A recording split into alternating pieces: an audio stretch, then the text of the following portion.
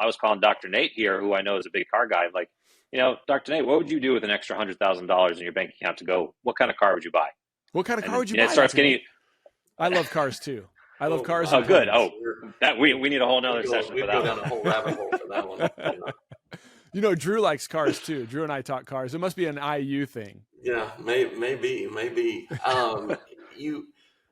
You highlight a good point, and I know there's, sometimes certain doctors might get scarred by certain times they've reached out to patients, because I know one of the concerns from doctors in that psychology that you're talking about is it's not just calling Mrs. Smith saying, hey, sorry, you just paid $750, but you owe 12 more, is not only losing Mrs. Smith, but losing her entire family and anybody she's talked to. And I think some docs are scarred at that, that cost benefit, but they're kind of negating how much every time this $5, this $10 adds up every time these things happen. And then that's where I think they lose sight of that big number that you're talking about, where if you get to the end and you're like, here was your opportunity cost here on this, like they might be saying a different thing. Like, oh, wow. Yeah. It's like, they don't need $5 or $10 here, but if you say, would you like an extra $100,000 to your practice? Most of them are going to say, yes, tell me how I do it.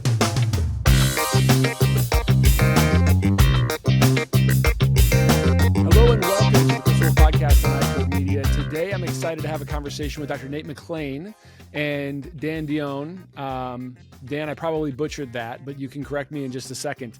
We're going to talk about some of the complexities that exist within all the managed vision care, managed medical care that occurs within a practice's revenue cycle, and some of the stuff that you have to do to get engaged and to understand what's going on in your practice to deliver the care that you need to deliver has gotten exceedingly complicated in most of our practices. So I've asked Dr. McClain to come on and discuss kind of the generalities of what's going on, and Dan as well. And some of the tips and techniques that we can use as a practice to try to streamline that approach. And then also, they've found a way and a pathway so that we can minimize our staff effort on that and maximize our ability to deliver the care that patients need. So with that, Dr. McClain, we were just talking offline about kind of a little bit about some of the people that we know. Dr. Drew Bateman is one of my closest friends, and you know him from school, from optometry school, and he's had a lot of good things to say about you. So I'm glad we were able to finally connect. So tell me a little bit about kind of your experience in gathering information to try to deliver care that patients need, and kind of the hiccups that you see in many practices related to that. Yeah, a lot of mine started with when initially I was practicing, and when we're seeing patients day in and day out, I always say we're sometimes too busy in the trenches to understand all the issues affecting the other aspects of our practice, or we just don't have the time or energy to focus on it. And that was one of the things I stepped away from seeing patients in around 2016 to just manage the day-to-day operations. And that was when I knew these things that affected my office and the industry as a whole really started to drive me insane. And exactly what you're talking about around vision insurance and medical insurance, all of those pain points, even from that initial phone call of patients calling in, and I'm sure we've all heard it, is they say, yeah, I have vision insurance, but I have no idea who it's through. So then the staff are either taking more time on that call, trying to search all the portals, trying to figure out, who is their payer and what is their actual eligibility, or sometimes they're not even getting that information on the call, and then they have to remember to do it at a later time and then reach back out if the patient's not eligible. So it is a difficult thing that we're tasked with, and the patients put that on us as the office and saying, hey, you figure this out. I know I have it. Let me know what I have, and let me know if I'm eligible. And we've, as an industry, kind of taken that on our shoulders, but it does create a lot of operational problems and a lot of time, a lot of wasted staff hours in my mind on those repetitive tasks. Yeah, and I think the other thing that like the worst case scenario is patients come in and they thought they had one insurance, they've made the appointment, you've verified everything that you can internally that they've given you, and then it turns out the vision plan that they had, you're not participating in it. Now you've lost the ability to ever recoup that time again. And then the other thing is that can be challenging is just, the patients, and you brought this up, the patient's expectation, rightly or wrongly, is that they like their insurances, whatever the insurance is, they like it, and they own it. The reality is they own it, but they expect you to understand all the little subtle nuances of it, and to know that whether or not, like, all the different types of insurances that they have, and you've seen too that medical plans will sort of kind of lump in a vision plan underneath them, and you won't really know if you're a provider on that vision plan by looking at the patient's card.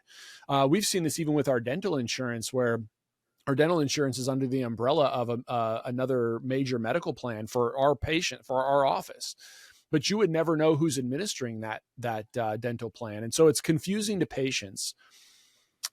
And it's frustrating for practices. So talk about kind of just best practices. Let's say I am going to do this on my own. Dan or Dr. McClain, what are kind of best practices that I ought to be considering when a patient comes in? What are the kind of those things that you think about, like at the very least, do this, do this, do this to try to minimize this headache? My patients with macular degeneration want clear and succinct recommendations from me related to products and solutions that can benefit their long-term ocular health and vision. To do this for my patients, I need to be confident that what I'm recommending will have a benefit to them. And that's why my supplement of choice is MacuHealth. MacuHealth is specifically formulated and clinically proven to rebuild and maximize macular pigment over a lifetime. This results in enhanced visual performance and aids in the treatment and prevention of age-related macular degeneration. I've discussed carotenoid absorption on this podcast with Dr. Nolans and Stringham, and MacuHealth uses a patented process called micromicelle technology. And this technology is clinically proven to increase carotenoid concentrations at the target tissue and deliver the highest level of bioavailability studied to date. MacuHealth has been great for my patients. We really feel like we have the ability to help those patients in all categories of macular degeneration. If you're not utilizing MacuHealth for your patients, check it out for yourself by contacting your MacuHealth representative. Young and emerging presbyopes can be tricky. These patients want and need additional help at near, but they can be resistant to solutions that create even mild distance blur. The MyDay multifocal lens has been great for our presbyopic patients. It allows those patients to transition into a multifocal more easily. We've had this lens now for long enough that we've been able to see how simple transitions can be from an adaptation standpoint from lower ad designs to higher ad designs. The MyDay multifocal material is CooperVision's softest one-day hydrogel lens and features Aquaform technology combining the unique balance of high oxygen permeability with natural wettability in one material. The result is a highly breathable lens that keeps our patients' eyes looking clear, white, and healthy. So if you haven't started utilizing MyDay multifocal in your practice, I'd encourage you to reach out to your CooperVision representative to get started. Yeah, I think one of those best practices that you're talking about is trying to get that information at that initial call, because there's so much friction that it's involved. If you don't get it at the initial call, then let's say that patient's not eligible. Let's say, you're going to call out, the patient's more than likely at work, and you're going to leave a message that says, "Hi, Mrs. Smith, we apologize. You're not eligible for an exam, or you're not eligible for a frame." Then in that patient's mind, a lot of times they might hear that message and just be like, "Oh, I'm not coming in. I'm not eligible." They don't call back, so that appointment never gets canceled. Then that is a no-show, and then that is that lost opportunity for the doc. So I think one of the most vital things is getting that information at that initial call, so the best place to, are you in network? Are you out of network? Do they need to be added to the schedule? And all of those things, so you can have that initial conversation, because there's so much friction involved if you don't get it at that initial call. Yeah. Dan, what's the next step? What do you think about that? Yeah, thanks. It's actually something Dr. Nate and I were chatting about right before we jumped on, of like, you can nail that first part, get everything done right, make sure they're eligible, make sure they come in, they have a good experience at check-in, they're not sitting for 20 minutes while you're searching. You can do all that, but then you drop the ball somewhere down the line in terms of the entire patient experience, and you still lost that patient. So it's not just about making sure you're ready for when they show up, but also through checkout, through that entire patient experience. And you can, like I just said, you can nail the first couple of parts, but you have to kind of be perfect all the way across the entire life cycle of that patient, because then you're going to lose somebody. Say through the optical checkout, you accidentally undercharge someone by, let's just throw a random number out, $12. You're going to make that phone call and say, hey, I need your credit card again. I accidentally undercharged you by $12. One, that's a really embarrassing phone call to have to make. And two, you may get that $12, but you may lose that patient down the road because you kind of look sloppy. You look like you don't have your stuff together. Yeah, and there's nothing more frustrating than that situation, that exact situation. Or, we build this to this insurance, but you get the wrong information was given to them, and that's a reflection on us. Even though the patient may have given us the wrong information, it winds up being a reflection on us. I have this is giving me an idea about kind of another conversation. I had a conversation a few years back with just a social event with a guy who he was selling software to hospitals to do all of these sorts of things. And one of the things that they were doing within the hospital system strategically was the hospital system would actually know, not only would they aggregate all this information, but I bring this up because individual independent optometry offices, or even larger group optometry offices, are missing these steps, right? But these larger entities are seeing the value of what you're talking about. And so what the hospital system was doing was they would understand all this stuff. So a patient comes in the emergency room, they would get all the information that goes on. And they would find every single plan that the patient has. And some patients would have 2 or 3 plans. They would have no idea that they had those plans because the wife was enrolled with X, Y, and Z. And then strategically, what the hospital would do, which is, is great business, it's seemingly nefarious at first, but they would wait until that to bill. They would wait just the amount of time to bill where like I would want to bill right away. But the hospital's saying like, we know we can wait, we can watch what this provider. So the provider pool, maybe you need anesthesia, maybe the surgeon bills, the anesthesiologist bills. And then you get 2 or 3 down the road and they just know if we wait just a little bit, we're going to get everything from the insurance company. We're not going to have to wait to rebalance bill the patient for stuff that was gone to their deductible. So that's what really kind of aligned me to say like, this is a very smart and strategic thing for people to be doing. We should be considering doing these types of things in our practices because one is it all the things you laid out. It gives a patient a better clinical experience, a better patient experience. It binds them to the practice. That's the most important thing.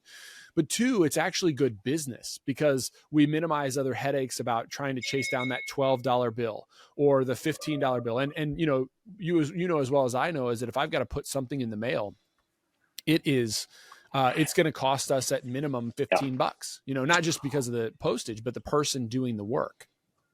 Yeah. Well, even worse than that, like, me and my team, we talk to hundreds of doctors every single month.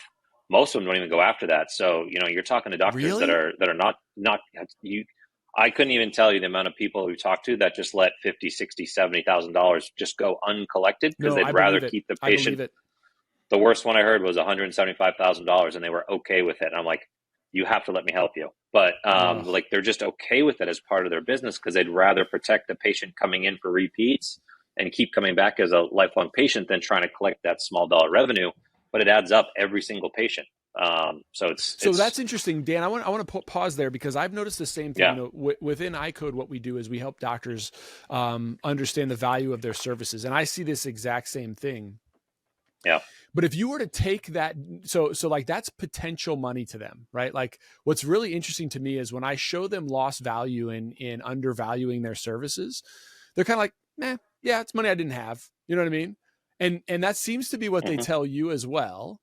But there's some sort of psychological thing that I can't wrap my mind around that says like, if I were to come to that same doctor and go to their bank account and take $175,000 out of their bank account and be like, nope, it's not yours, it's mine.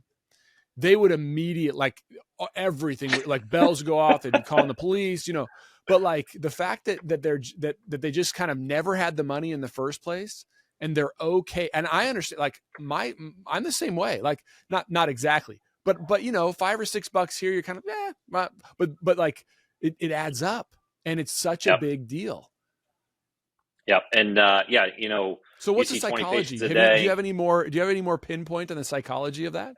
Yeah, I usually ask, like, let's just play for an example. I was calling Dr. Nate here, who I know is a big car guy. Like, Dr. Nate, what would you do with an extra $100,000 in your bank account to go? What kind of car would you buy? What kind of car would you And buy? it starts getting. I love cars too. I love cars. Oh, and good. planes. That we need a whole nother session for that go down a whole rabbit hole for that one. Drew likes cars too. Drew and I talk cars. It must be an IU thing. Yeah, maybe. You highlight a good point, and I know there's, sometimes certain doctors might get scarred by certain times they've reached out to patients, because I know one of the concerns from doctors in that psychology that you're talking about is it's not just calling Mrs. Smith saying, hey, sorry, you just paid $750, but you owe 12 more, is not only losing Mrs. Smith, but losing her entire family and anybody she's talked to. And I think some docs are scarred at that, that cost benefit, but they're kind of negating how much every time this $5, this $10 adds up every time these things happen. And then that's where I think they lose sight of that big number that you're talking about, where if you get to the end and you're like, here was your opportunity cost here on this, like they might be saying a different thing. Like, oh, wow. Yeah. It's like they don't need $5 or $10 here. But if you say, would you like an extra $100,000 to your practice? Most of them are going to say, yes, tell me how I do it. Yeah. Well, and I think it really highlights. I think it highlights the important part is that if you're okay losing that amount of money per patient, like individually, but you see the problem, it's really a procedural problem in the office. It's not necessarily like it's this person's fault per se. It's like, yeah, okay, Sally didn't collect the $12. It's on us. Or we didn't run the numbers correctly. That's on us. I can get mad at Sally.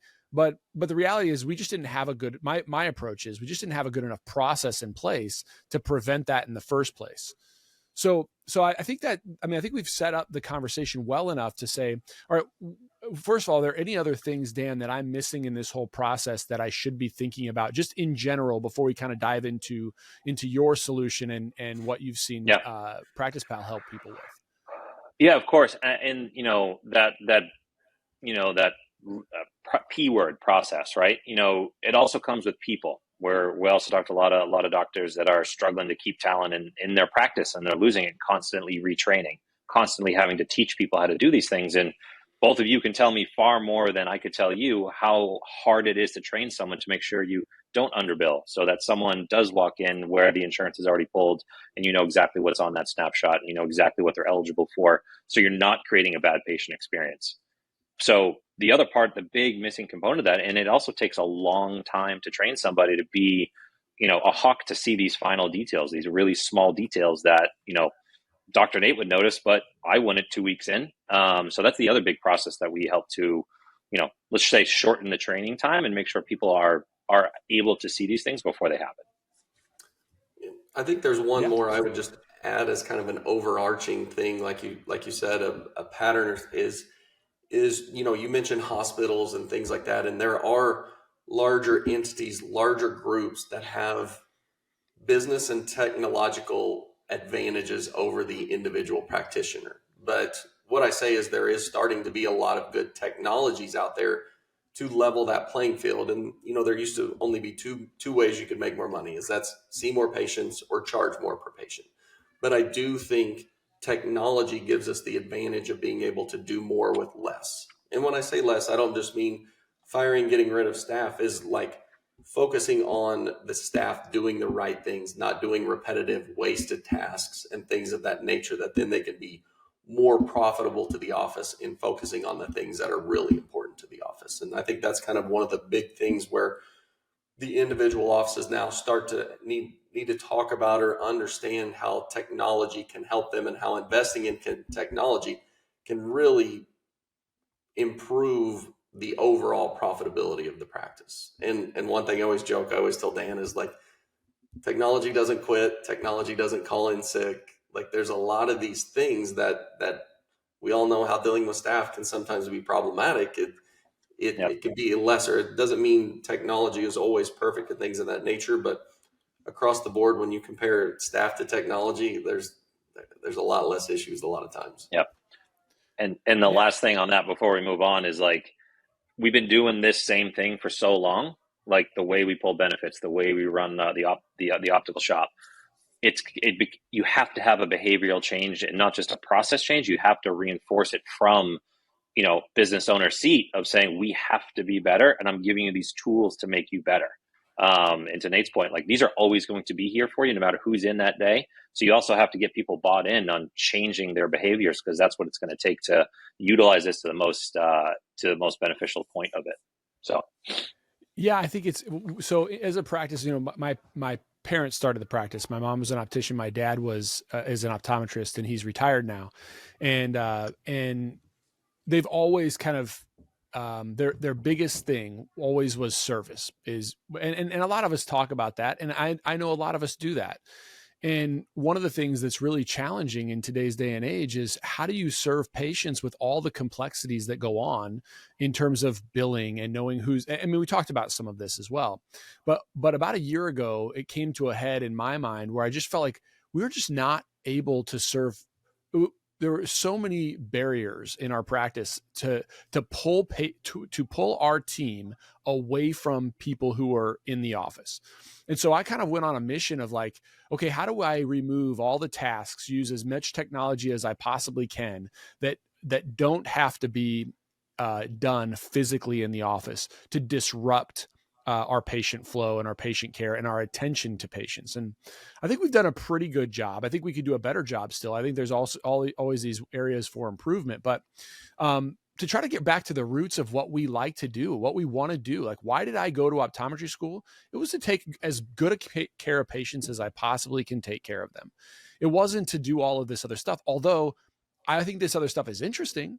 So I'm all about simplifying things in our practice and moving things away that distract from the care that we can provide, so we can provide better care and give a better patient experience. So to that end, I think it's great. So Nate, you see this problem, and you say, we got to fix this better. We got to create the software that the hospitals are using for billing timing, but we got to do it for optometry. So tell me how PracticePal fits in, and how I would use this as a practice. Yeah, there's really kind of two components based on some things we've highlighted. One, starts at that initial time of scheduling and verifying the eligibility and benefits, and how much, like we talked about, the time and frustration and miscommunication that can go in that. And so what we've done with PracticePal is being able to automate that eligibility and verification process. The moment a patient's added to the schedule, we can simultaneously search all the major networks that you're in network with, or all the major payers that you're in network with, to populate the benefits, not only for the patient, but any other dependents as well. And another thing you talked about with having multiple plans, by us always searching those multiple plans, we also in about 5 to 10% of cases find additional plans that they didn't even know that patients didn't even know they had. Just because, like you said, sometimes the spouse has a plan through their employer that they didn't realize, and that becomes a big opportunity. It's a way to maximize the benefits for the patient, and it's a revenue opportunity for the office. How do they respond to that? I mean, in general, when that occurs, do you have kind of a sense of, are most patients like, holy cow, really? Are they like, what's the response when you tell patients that? Yeah, I mean, they're beyond excited, and most of the time, like I said, they didn't even know it. And I mean, we've even been at trade shows, and people in the optical market that we're running their eligibility for, they have multiple, like we find it for people even in the industry. And you talk about barriers, and especially when we talk about managed vision care, medical, there's a lot of barriers and a lot of misunderstandings from the patient side that they just don't realize, how the things work, what they have, all of those things. So it's a big hurdle and problem that we deal with almost every phone call. Yeah. So yeah, I mean, yeah, keep going, please. Keep going. I know I interrupted you. That was kind of the initial beginnings of PracticePal, was that very problem and everything that stemmed around that. The next kind of problem, and I have so many sheets. I was a very flow and process oriented person when I practiced, and it was the bottlenecks in the optical that drove me insane. I'm like, there's got to be a more efficient way. It's always backing up. It's like Dan mentioned, there's always a bad patient experience, even though we did everything right up until that point. And so, and you were talking about just that patient's experience and where other industries are. And I don't even just mean hospitals. I'm talking, you go into Apple, you go into Nordstrom's, things like that. that retail experience, and I feel like managed vision has found a way to make the retail experience not as enjoyable for the Well, patient and I or want to enjoyable point for the this staff. out too. Yeah, I want to point that out too, because, you know, one of the things, it boggles my mind at why, when you decide to purchase a new set of AirPods, you go in, it's as simple as they grab this, I tap my card and I'm gone.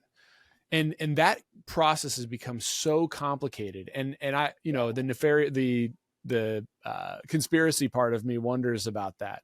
But you know, it's almost like when you go into your phone store to buy a phone. Phones are almost as bad. It's like, I just want to buy a new phone. Like, I'll even pay for it. I don't need it to be on a contract. I just pay for it. No, it's got to do these things. And it's as bad. What's worse for us. And so that patient experience is like, there should be no reason, if we know the information, we know your benefits, all you have to do, it should be as simple as you find the frame you like. We give you the recommendations on what the best thing is for you. And at that time, we've taken measurements and boom, you're tapping your card and you're on your way. So that's a huge problem. I know you've already addressed it, right? But I see that same thing in our practice. And I want to know how your process can streamline that with PracticePal. Yeah, and one of those things, like you talked about, you use the word barriers. A barrier for me is a patient says, you know, oh, I want this, or how much is this? And the staff goes over, they get on a calculator, they sit across the computer, you can't see what they're looking at. They just tell you a number, and the patients already have a lack of understanding of how their plans work, and that creates barriers. So one of my goals was to minimize that barrier. So with us being able to automate the copay calculations, like you talked, get rid of the ask me this, then let me get on the calculator, let me write on a scratch piece of paper, and I'll tell you an answer, is on a tablet, an iPad, to work side by side to say, oh, let me add that frame. Here's how much the frame is, and you show it to them instead of they're just trusting whatever number you come up with. And it's kind of, like I said, I wanted to mimic the sales experience that exists all over the world, that we're just behind the times. And I just kept thinking there has to be a better way. And so one of my biggest pain points in my office, and I knew affected everybody, was just the manual copay calculations and that sales process. I wanted it to be more of a side-by-side experience than a you sit over there, I sit over here type of thing. And it's just it's a tough battle, but it became, when it's stressful for the staff, they're not really focused on the best recommendations for the patient. They're worried about trying to get these numbers right so they don't get it wrong, but they're missing out on the true benefit of that experience. And then, like you said, that affects the service model that you're offering. And I wanted to eliminate the things that I felt took away from my staff's ability to connect with the patient, offer them products and things that would benefit their everyday life. So can your program, can I actually build in like packages that I want specifically on my patients? Like I can do that automated. And so, you know, then again, we make it as straightforward as possible. Like, we've recommended this is what we've got. And then the staff doesn't have to build that every time. It's already pre-built based on our preferences. We don't have anything directly on packages, and I'll explain why. And we're going to work through some things, but it actually requires some changes in the industry. Most of the time as doctors, we can build packages because we're trying to make things simpler because of all the problems. Because right now with what we have with PracticePal, it works a la carte. Like, you can select lenses, lens options, frames. We can do that in about a 5 times faster experience. So having packages is not really as needed as what we thought it was. But The reason packages kind of break down from a copay calculation standpoint is you have a package is the individual items, your poly, your AR, your progressive, things of that nature. Most of the time we create a package that's less than the individual items. And not to get too complex on the copay calculation, sometimes a charge is 80% of the usual and customary. To know exactly what the copay of that is, we have to know the individual retail of each individual item. And if those don't add up to the package, then we have an issue. So we have the ability to do packages, but only if the sub items add up to the total. If they don't, then it becomes a complication of knowing where to allocate the money within a package. So it's crazy that we're talking this nuanced of a conversation, but that's the life we live right now. And that's the important stuff. Again, is that people want to know the why behind how these things work, and the why. So I see this a lot. Like I've already gotten a whole bunch of like emails over the last couple of days about, hey, Chris, ask about this, ask about that. I'm curious about this, or I'm playing with this. And this is, so like, this is the real conversation. Like, first of all, we don't use PracticePal, although I'll tell you, the more I do of these, the more money I spend in my practice, because because I'm like, oh yeah, we need this. So we wind up trying it out. So I think I'll tell you right away that I'm going to have you set up a demo, Dan, or somebody on your team set up a demo with my team, so we can evaluate it. Because again, I think we've figured out a lot of these things. We do them well, but we could do them better. And so my point in saying that is, like, these are the things that people want to know. Like, you could do an advertisement, but people have seen the advertisement, right? I want to see what, like, the why behind why you can't build packages makes sense to me, right? It seems simpler, but because we have to break all these things out when we bill them, and that's what we have. Like we might have a package in our office that's easy to administer to the patient, but by the time we bill it, now it's got to be broken down again, and that's challenging. So I understand what you're saying there, and I don't view that as oh no, you're not doing a good job. It's like, these are just the complexities of the entire situation, right? And if I can simplify any piece of that, it's really helpful. So then tell me, like, walk me through the process of kind of start to finish of, all right, patient calls. Where do I do? What happens in the back end? Like, what's all getting triggered? And then how does that cycle work? We have integrations with most of the major EHRs. So from that standpoint, a patient calls in, the staff adds them to the schedule. In the background, PracticePal leverages that name and date of birth to go out, simultaneously search. If they put any medical information in there, we can provide medical, copay, office visit, deductibles, things of that nature as well. But we automate that process in the background. We populate a result in PracticePal. In addition, we take a copy of their snapshot from the plan, from what you used to print out from iMed, VSP, things of that nature, and we put that in the patient's documents and images file. So it lives there. You have that updated. And then what we do, we give them a configurable time. Let's say if they say 4 days out, we usually like to verify before the patients come in. We can refresh that result to make sure that the results don't change. And then we also refresh the results 24 hours before the appointment, because we need to make sure that because there are times where, a patient schedules a month out, and what they were eligible for then is not necessarily what they're eligible for when they come in. They might have purchased contacts in between now and when they scheduled. And a lot of times those are things that slip through the cracks, that they just look at their initial eligibility, assume that's everything they're eligible for. So we kind of cover the office's backs in making sure that we have the most up-to-date version of their eligibility, that it hasn't changed. So that's kind of step one. And then with our integrations, we're able to automatically pull the inventory from the EHR. So you're not having to build a whole inventory of 1,000 products in PracticePal. We pull that from the EHR. As those get updated in the EHR, they get updated in PracticePal. And then we do a mapping process to where we say, here's all your inventory items. We map that to our master list of items, which then knows all the billing properties for VSP, Spectera, Davis, iMed, MBA involved. And then we're able to then, as you select an item in real time, we already know what the patient's out-of-pocket is based on the plan. We don't have to select an item and then it tells us the number. We know across the entire inventory what the out-of-pocket is. So that makes the frame shopping experience so much better, because now patients they try on a frame, they try it on, first thing they say is, well, how much is this with my insurance? Then the staff walks over, they do their calculation, they tell them, where now we can just put in the frame name, we can put in the model number, and we immediately say, oh, that's a $380 frame, but it's only $170 with your plan. It just makes that sales process so much more natural and run more smoothly than it currently does. And kind of talking about that flow of like the in and out. With PracticePal, we give the ability to go through the sales process, know what their out-of-pocket is. We can create a detailed receipt that then you can collect the payment on the spot and the patient's out the door. Another part that I hated is you go through everything, the patient agrees upon everything, they think they're done. They sit there for another 15 to 20 minutes while the staff finalizes the order. Then they create an invoice and the patient's sitting there saying, hey, I've got to get back to work. What's taking so long? The staff is sweating bullets trying to get through that process. And like you said, from going into an Apple store, that doesn't make sense. It doesn't resonate with patients because it's friction and they're not used to that anywhere else. And so it's trying to find those points that we're trying to eliminate those barriers. Well, I'm sure that like big companies that are big retail optical companies, and there's probably one that's coming right to your mind right away that mostly operate on a cash pay model because they're offering, a pair of glasses and frames and lenses for, a very low price.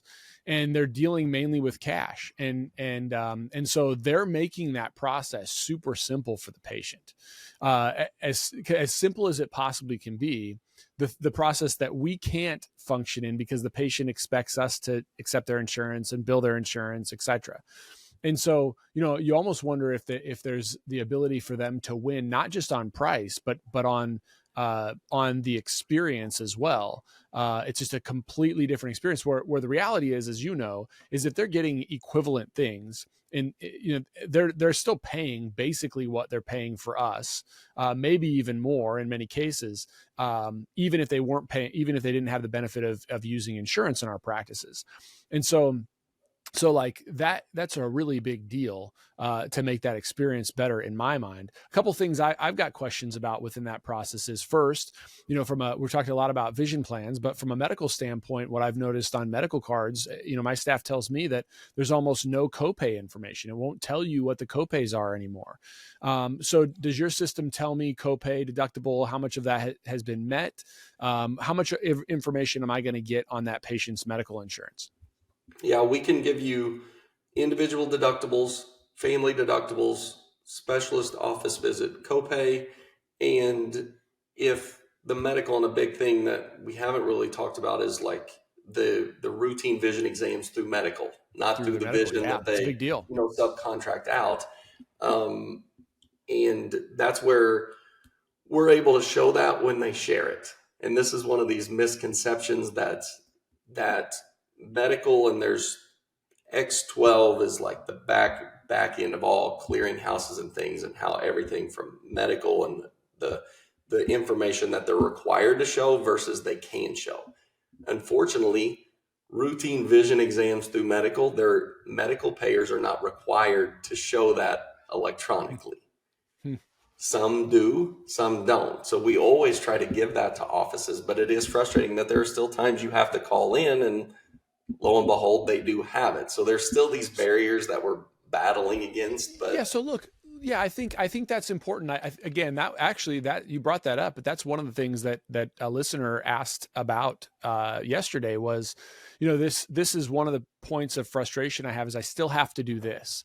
And I always think it's interesting that when we incorporate new technology into a practice or anything that's brand new, what oftentimes will happen is people will say, like, they'll find the one thing that technology doesn't do, and then it ruins the whole thing. It's like, wait a minute, but look at all the other stuff that it does that we like in my simplification of the practice. I mean, again, over this last year, we've got great staff. I've got a great team, but like, I hear when stuff doesn't work, but I never hear is like, I've hired these other people, like these other virtual people we've got, that are working for our practice, that are allowing you to do all these other things.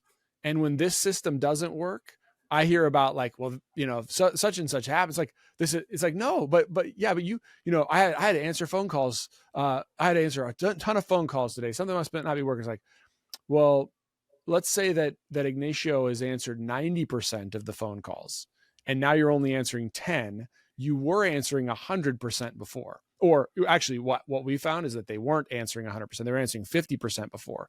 But the point is like, it's always easy to find like, well, this one thing. So my point is, in saying that, is like, it's companies that find those things work on them. And it seems to me that it's like, well, here's still a problem. Like, we'd like to give you all the information electronically, but there are situations you're still going to have to call on it. But right. We're working through that. We're going to try to figure that out. What else do you find? What else do you find that that's the case? Like, what else are you seeing? Like, okay, we can get copays, we can get deductibles. Can you tell me how close they are to meeting their deductible? Can you do that yet? Like in building logic, come out like the hospital logic, the answer is yes. I mean, we have access to that information. And yeah, I feel like you must have hacked in on Dan and I's last call, because we were talking about this very issue. And, there is sometimes they lose sight of the benefit, and like people no longer want a software because it's something they want that doesn't even exist in the industry. Yeah, And it's like totally they're losing right. sight of the benefit for the want more and more.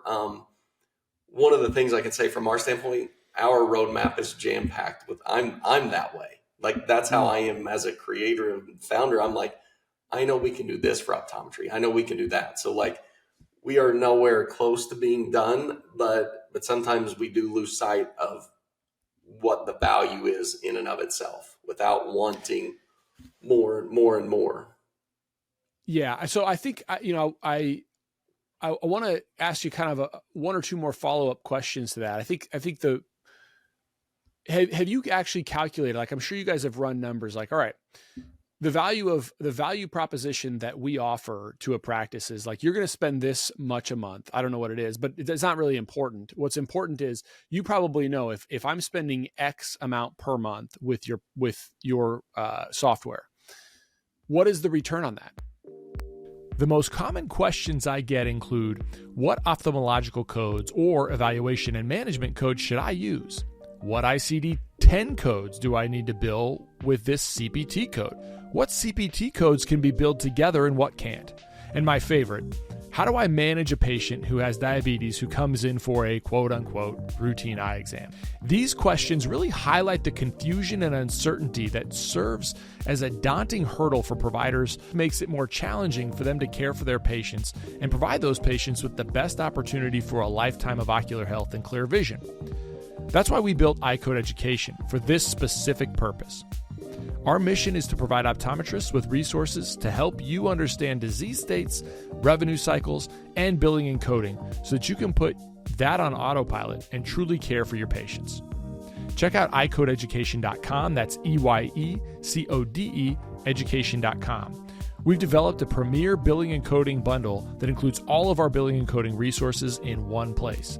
We also have a 10% discount code just for listeners of this podcast.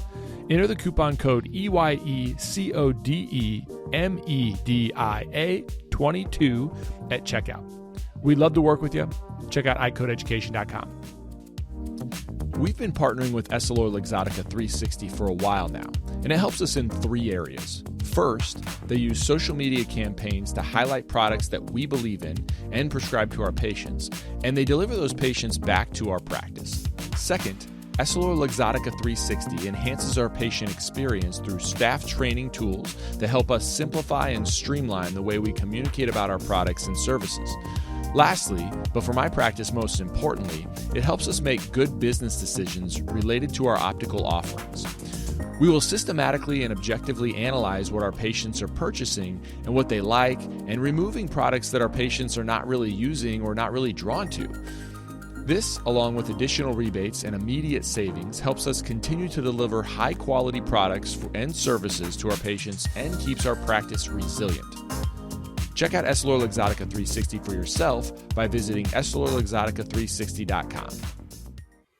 One thing I'll give an easy one. I'll let Dan talk to some of the value props, but we talked about finding additional plan in 5 to 10% of cases.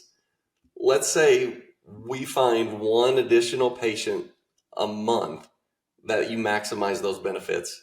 The software's free, and sometimes they lose sight of that. Like there's so many of these different ways where I'm like, I can save you 100 hours in staff time. I can save you $5 to $10 almost on every order of lost revenue that you weren't collecting. But I don't even want to like make big. I'm saying if we can find you one additional patient a month that you maximize the benefits, it's free. Like those are the things, like sometimes we get too in the weeds, and I'm the same way. It must be an optometrist thing that we tend to do. I'll let Dan talk to some of the things, but I do want to highlight sometimes. It's very simple to say, if we can get you one a month, it's free. Like there's your value. But go ahead, Dan. You can talk to more on some of these things. Yeah, it's actually funny. It's like, I know we were in a different room, but it's like you were literally took the words out of our mouth from about 10 minutes before we started. It's wild to start both of us laughing hysterically. But no, like there's not just one benefit. Like it compounds. So when people miss the bigger picture, they're missing things like what Nate talked about, finding one additional patient. But at the same time, like we're also pulling all the dependence off of a primary. Like you have the ability to turn one appointment into 3 or 4.